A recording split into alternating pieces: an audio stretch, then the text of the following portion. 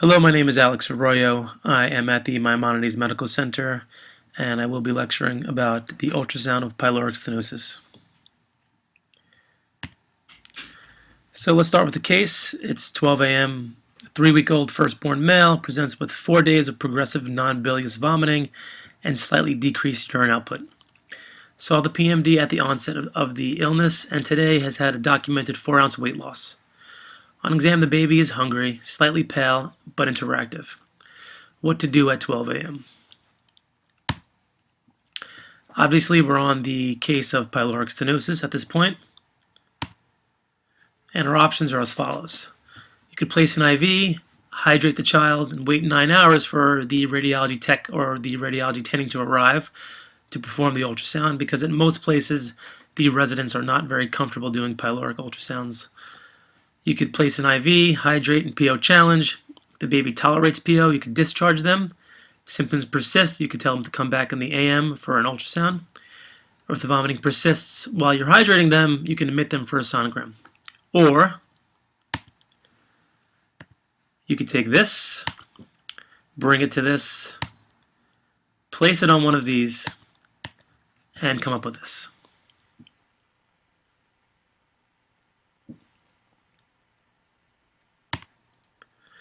Indications for pyloric ultrasound. Average age of the diagnosis of pyloric in children is about 3 weeks. The range is about 1 to 18 weeks. It's non-bilious vomiting for the most part, not always, but for the most part non-bilious vomiting. 70% of it is usually projectile. It may be intermittent, or it may happen with each feed. It usually becomes progressive as the muscle hypertrophies, and the baby is usually hungry after vomiting. You may see signs of dehydration and malnutrition if it's been going on long enough. There may be poor weight gain, weight loss, decreased urinary output. And classically, if it's been going on for a long time, you may see the signs of hypokalemic metabolic alkalosis. Your probe selection, you want to use the linear probe. You can put it in small parts mode, superficial or musculoskeletal settings. There may be a pediatric abdominal mode on your machine. Linear probe is used because we want the maximum resolution and not penetration, because the pylorus just lies literally centimeters below the surface of the skin on most infants. Your technique, you want to feed the baby when you're scanning. We'll talk about that in a second. You also want to place the child in right lateral decubitus position. This is going to allow fluid in the stomach to distend the antrum and the pyloric region, pulling it down so it's a little easier to actually visualize. Also attempting to soothe the infant while you're doing the exam, because usually they're crying and swallowing a large amount of gas, which is going to increase your amount of bowel gas that you have there, and then prevent the ultrasound beam from penetrating to the structures you're looking for. You want to use graded compression to push away the bowel gas. Make sure you slide it to the side so you could actually see the pylorus and see the stomach. You want to use the stomach and the liver and the gallbladder as landmarks. Usually the pylorus sits somewhere within that area, in between the stomach and the liver and the gallbladder, just below the gallbladder usually. You want to start at the stomach and look for fluid entering. This is why we feed the baby during the examination, because as the stomach gets distended with the fluid of the milk or the Pedialyte you're feeding the baby, it starts to distend the stomach and then open up the entrance to the pylorus. And we're also using the fluid in the stomach as a medium to propagate the sound waves from the ultrasound beam. You want to trace the stomach to its end, which is going to be near the midline of the patient, just below the sternum usually, and the pylorus should come into view as the stomach distends. Also, frequently, if I see a pyloric stenosis, I'm going to do a renal sonogram, because there's been a high incidence of renal abnormalities with pyloric stenosis, like a UPJ obstruction, renal agenesis, or maybe even a horseshoe kidney. Here's a diagram of the pylorus in relation to the stomach, liver, and the gallbladder. As you can see, the pylorus is at the exit of the stomach, just below the gallbladder and or liver. For the most part, you usually find it within that triangle that the gallbladder, liver, and stomach make.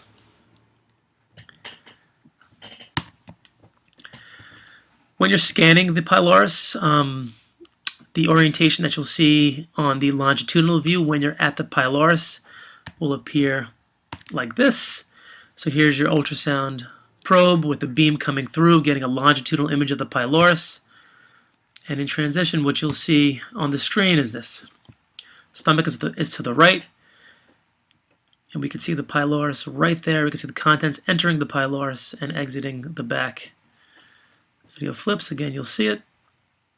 And this is the longitudinal view of the pylorus.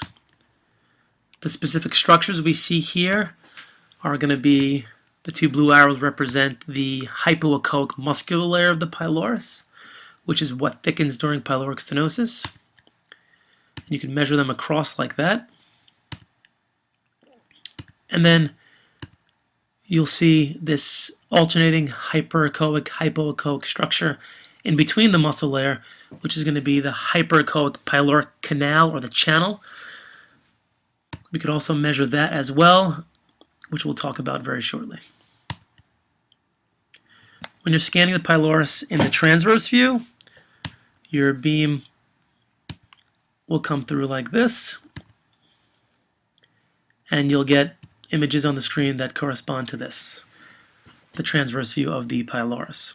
In transverse view, the pylorus actually looks like a target sign if it's thickened, with the canal or the channel in the middle and the wall on the outside. Here we see the video going into the stomach and back into the canal.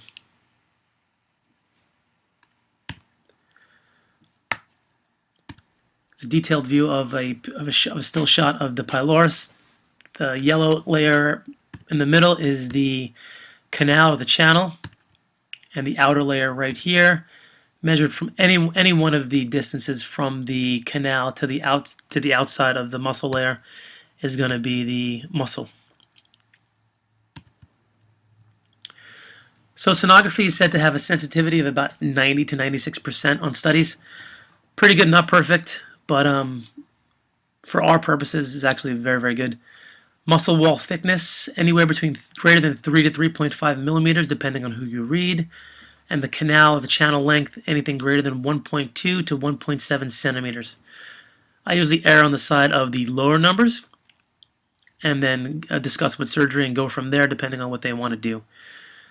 There's usually no peristalsis of the pylorus. You won't see it actually moving when the baby's being fed. And there's no or little movement of stomach contents to the duodenum.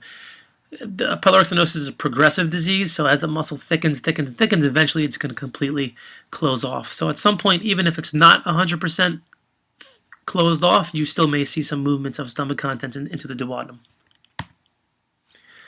Here's a still shot of a normal pylorus. You can see the stomach directly in the middle of the screen right here.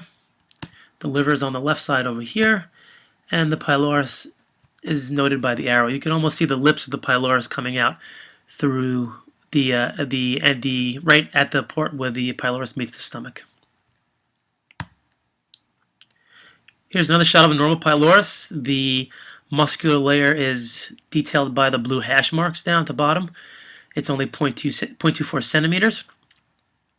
So this is a negative study, and you can see how close to the liver it actually sits.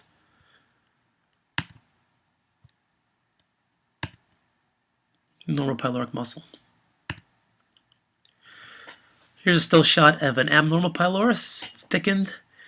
The blue hash marks are 0.56 centimeters. That's the thickness of the muscle from the canal down to the end of the muscular wall.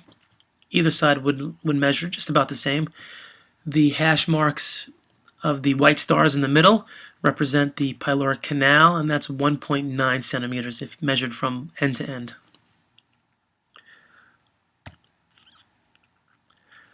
Here's a video measuring the canal.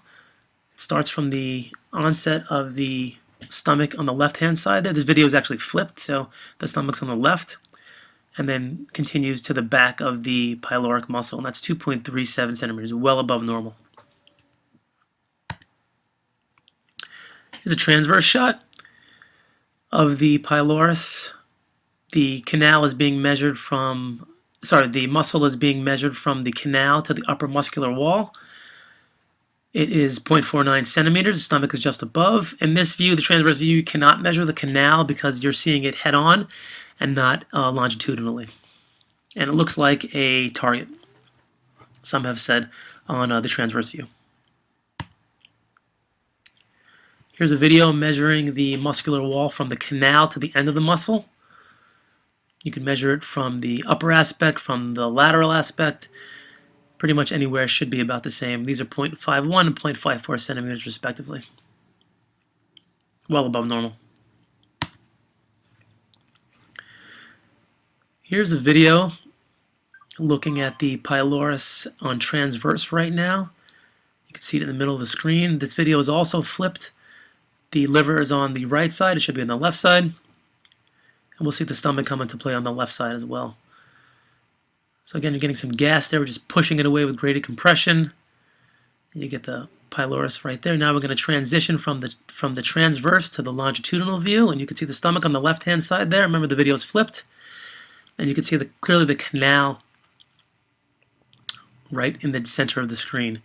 And as you notice, if you look at the hash marks on the side of the screen, the pylorus is literally about 3/4 of a centimeter below the surface of the skin. So this is why, again, we use the linear probe and not the abdominal probe, because we're looking for our resolution, not penetration. And here I'm measuring both sides of the wall, upper and lower portion, from the canal up to the upper portion of the wall.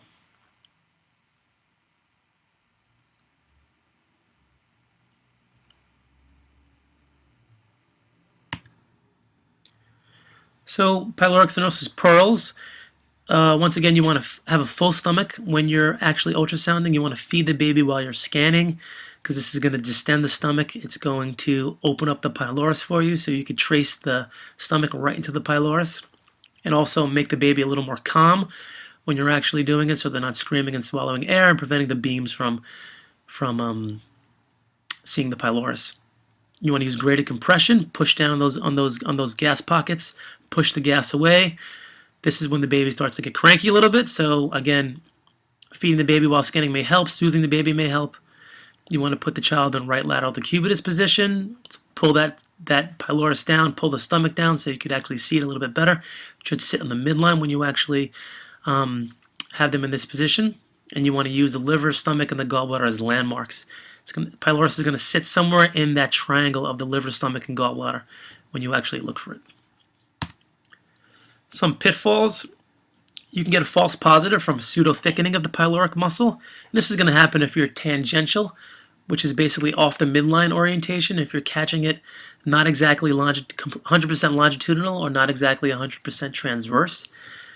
If you measure the muscle tangentially, it'll appear thicker than it actually is.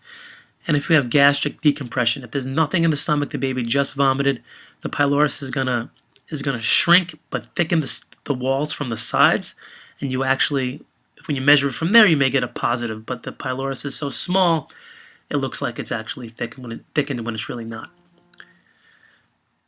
False negatives you get from usually non-visualization of the pylorus, and this is when it's posteriorly displaced.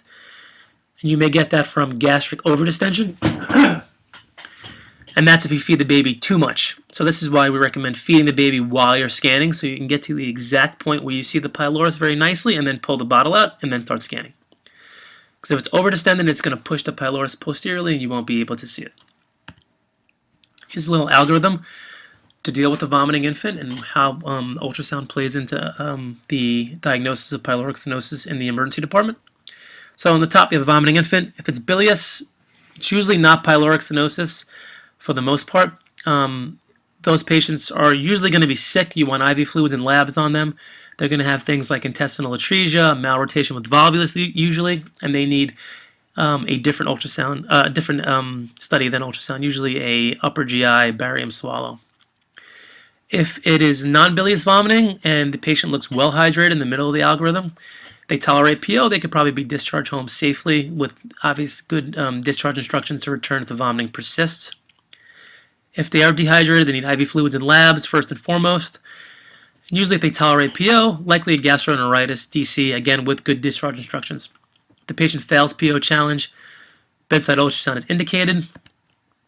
If that bedside ultrasound is negative, you visualize the pylorus, you get measurements below 3, below 1.2, likely gastroenteritis. Child may need to be admitted for IV fluids and hydration.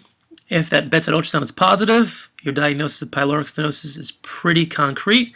You want to discuss with surgery. Admit the child plus or minus a diagnostic ultrasound by the radiology department. Here are the references for the lecture. I'd like to thank Dr. Herbst and my mentor, Dr.